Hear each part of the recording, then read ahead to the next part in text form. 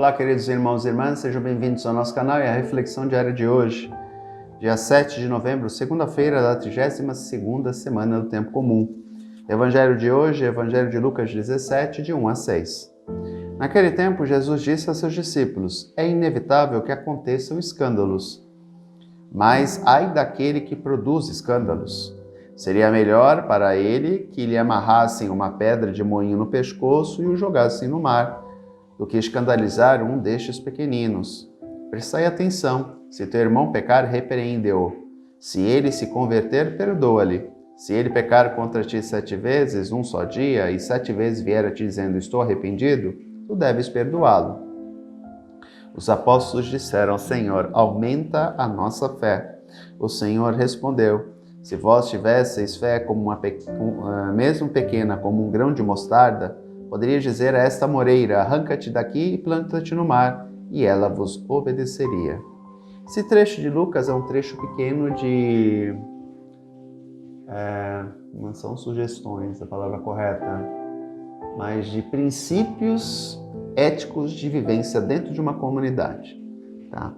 Lembremos que Jesus fala para os seus discípulos que irão formar comunidades posteriormente, né? Porque ele vai passar com a sua paixão morte, vai ressuscitar, vai aparecer e vai ascender aos céus. Ou seja, ele não estará mais presente no meio da comunidade de maneira visível, mas ele estará espiritualmente, ok? Quando Cristo aparece ressuscitado, ele aparece espiritualmente, já não está mais presente corporeamente, tá? Então, quem dará continuidade à sua missão serão os discípulos. Eles irão formar comunidades e fazer com que o cristianismo, através do anúncio, se propague. Então, havia necessidade de preparar essas pequenas comunidades através de conselhos, de princípios éticos para uma vivência sadia dentro das comunidades. E o trecho de hoje é justamente uma parte disso, tá? Eu acredito que o resto da semana nós iremos ver na sequência com relação a isso. Vamos ver a semana praticamente inteira esses conselhos de como viver em comunidade. Ok? Seria mais ou menos isso. Então ele fala dos escândalos. É interessante, chama a atenção que ele coloca um tipo de morte que era horrenda para o judeu, né? O de o corpo ser jogado no mar. Para o judeu era essencial, era primordial que o corpo fosse enterrado. Aqui ele fala de uma morte que era escandalosa para um judeu, né? Se jogar no mar. Por quê? O corpo não seria achado, provavelmente, né? Ainda mais com uma pedra de moinho no pescoço. Provavelmente seria devorado por peixes, por crustáceos, e o corpo se desfaria. Então é um modo forte, é uma coisa bem pesada quando ele diz: é inevitável que aconteçam escândalos, mas ai daquele que produz escândalos. Então é algo muito forte, né? É a questão de ter consciência de que o cristão não pode ser pedra de tropeço para o outro. Se ele é cristão, ele tem que viver dignamente como cristão. Ele não pode só ser cristão dentro da igreja. E aí ele tem departamentos, sabe? Seções. Eu sou cristão só na igreja. Fora da igreja, nos meus negócios, eu não sou cristão. Se eu sou político, eu não sou cristão na política. Não, eu tenho que ser cristão em tudo que é lugar. Porque senão eu corro o risco de me tornar pedra de tropeço para o outro. Eu corro o risco de provocar escândalos. Na nossa sociedade isso então é super presente, né? Pessoas que se dizem cristãs e aprontam as maiores barbaridades e acontecem os escândalos, né? Aí dessas pessoas, elas vão ter que prestar contas das suas ações. Por quê? Porque elas colocam o cristianismo em descrédito. Olha lá, é crente, olha lá, é católico. Esse tipo de pessoa que faz que provoca essas situações, elas se tornam contra a testemunha do Evangelho. Por quê? Porque as pessoas que não aceitam o Evangelho, os inimigos, vamos dizer assim, né, do cristianismo, que não aceitam o Evangelho, a primeira coisa que vão dizer: tá vendo? Olha lá, se diz cristão, mas faz tal coisa. É corrupto tanto quanto os outros, comete maldade tanto quanto os outros, prevarica tanto quanto os outros. Então tem que se tomar muito cuidado. Desde as pessoas que são autoridades religiosas, padres, pastores, bispos, até o último dos leigos, que é atuante na comunidade. Por exemplo, dou um exemplo clássico, o ministro da Eucaristia. O ministro da Eucaristia, ele tem que entender que o papel dele é levar Cristo. Então ele está lá, é como se, entre aspas, fosse uma vitrine. Então ele tem que tomar muito cuidado com a postura dele. Senão, qualquer coisa errada que ele faça se torna contra-testemunho. Outro conselho que Jesus nos dá é a questão do perdão. Quando nós vivemos com pessoas, e nós vivemos com pessoas, não tem como. Eu vivo com pessoas na minha casa, eu vivo com pessoas no meu trabalho, eu vivo com pessoas dentro da comunidade. Ou seja, quando eu convivo com pessoas, o perdão tem que fazer parte das minhas relações. Não tem como. Por quê? Porque as pessoas podem errar e erram. Eu posso, por exemplo, tomar uma patada de uma pessoa que não está de bom humor naquele dia. Ela está com problema em casa, ela está com dor, ela está com sono, ela está passando por alguma dificuldade, às vezes não tem comida para comer, e a pessoa não vai estar bem. Quem é que fica bem numa situação dessa? Não vai estar bem. E pode ser que um dia ela me responda de maneira atravessada. E eu, sem saber da situação dela, guardo aquilo e deixo criar um rancor no meu coração. Aí que tá. Só que eu não sei o que ela está passando. Por isso a necessidade de qualquer tipo de relação envolve perdão. Tem que envolver perdão. No casamento tem que envolver perdão. A mulher pode estar naqueles dias, não está bem, vai soltar uma palavra atravessada com o marido, aí o cara está com problema no trabalho também, vai responder de maneira atravessada. Tem que se entender.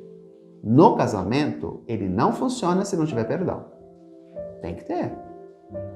Um tem que tentar, na medida do possível, eu sei que é difícil às vezes, né? Mas na medida do possível tem que tentar compreender o outro e perdoar o outro. Isso é algo que é primordial, né? No trabalho a mesma coisa, a situação que eu disse antes, né?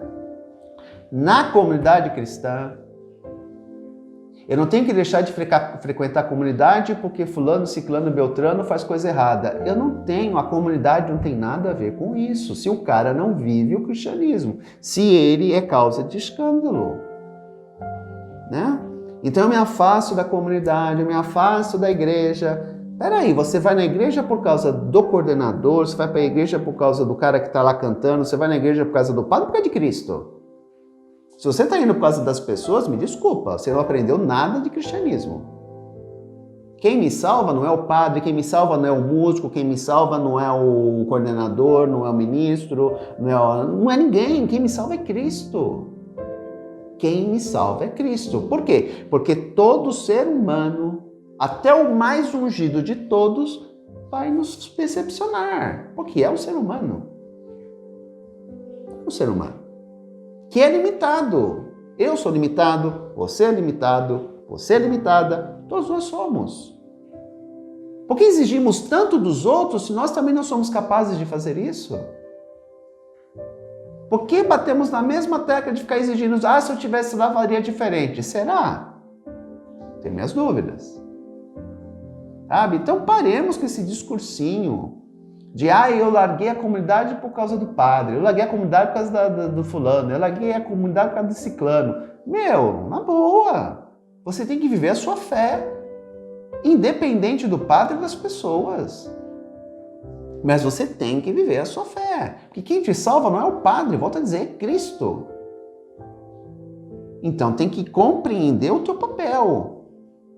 Se você se deixa levar por isso e não quer mais saber, é uma opção sua. Mas isso amanhã será cobrado de você. Você pagará o preço disso. Da falta de vivência de uma fé. Né?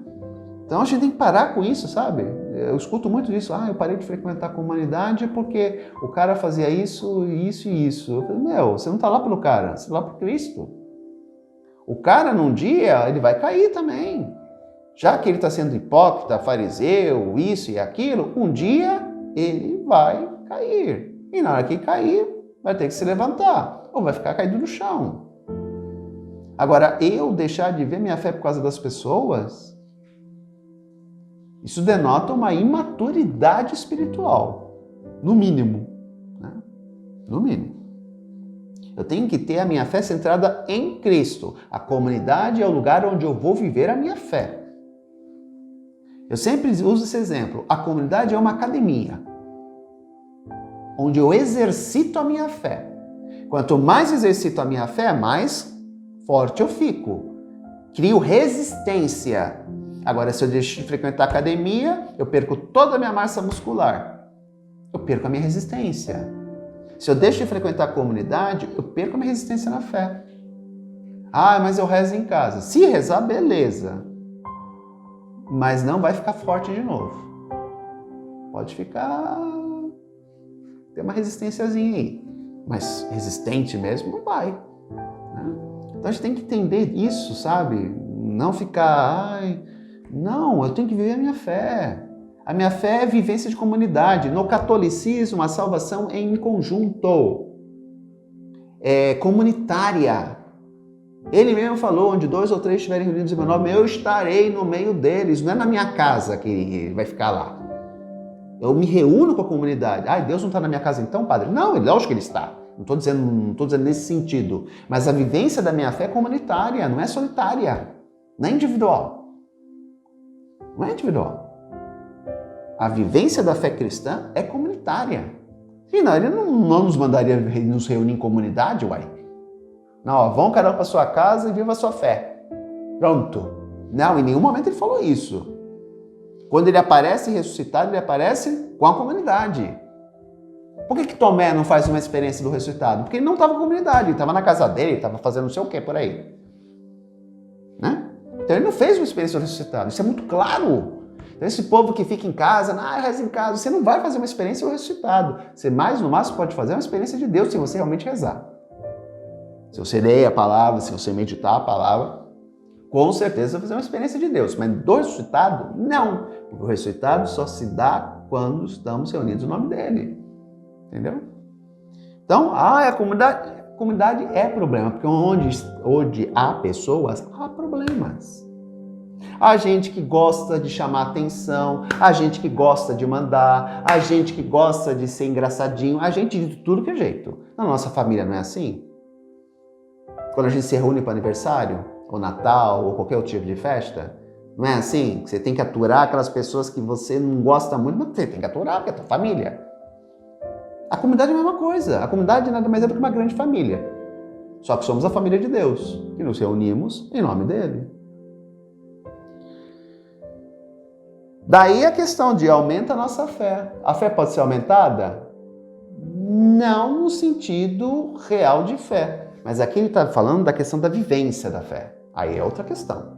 A fé em si, não. A fé é dom de Deus. Ou você tem ou você não tem. Ela no aumento diminui. Né? Mas a vivência dela, aí sim.